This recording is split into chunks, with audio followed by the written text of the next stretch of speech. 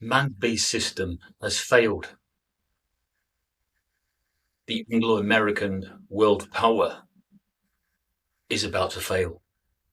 It is on the last roll of the dice. But before they go, I'm sure they want to take us to another war. This is what everything that is occurring at the moment is about.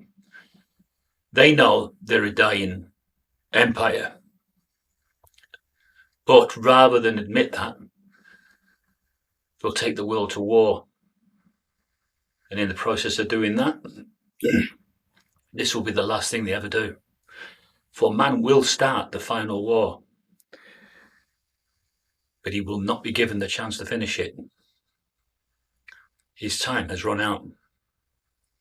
History says that every world power since Babylon, the image over here representing the great image of Daniel's prophecy, since Babylon to Rome to Anglo-America, they have all failed. And this is because God said it does not belong to man to even direct his footsteps. And Satan said in answer to that mankind will do fine if they govern themselves and they rule themselves. They'll get by just fine. But the answer to that universal question is coming. And that will be when we go to the third and final war. I've said for a long time that the beast system, as represented down here, wants to coerce mankind, into giving another final act of worship to his system. And by doing that, you'll be worshipping Lucifer, Satan devil himself. And he's finding every available means to do it. The main reason why Anglo-American world power will go down will be for the same reason why Rome fell. That corruption was just so prevalent amongst the leaders. It was so prevalent amongst all authoritarian personnel within the government. There was no sense of moral decency.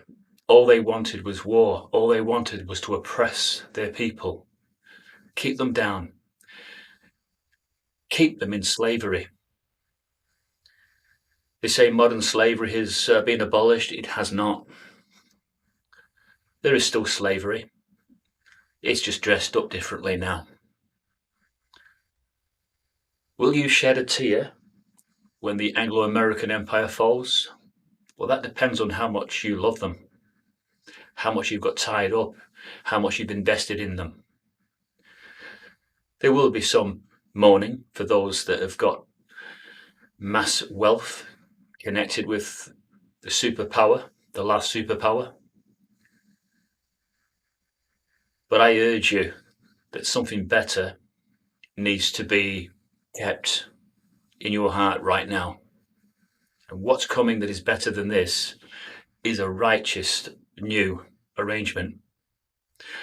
One that cannot be corrupted. One that will not take people and force them into war. I do feel as if at the moment it is the last roll of the dice for Anglo-America. So it's rule or ruin. Although the picture behind you suggests that there may be a flood of world proportions, this is not how God intends to cleanse the earth for a second time. He's used this method once during Noah's period, and this will not be used again. The earth will not be flooded again. So this picture is quite inaccurate as regards to whether this has God's involvement. But what we don't know is that Revelation talks about great woes that come upon the earth. Well, we don't know whether one of these woes might incorporate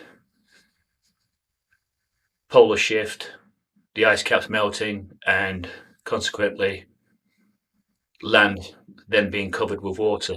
We don't know that. We just know that God isn't going to use flood and water to cleanse at Armageddon. He's going to find another means to bring the world back to a righteous new order.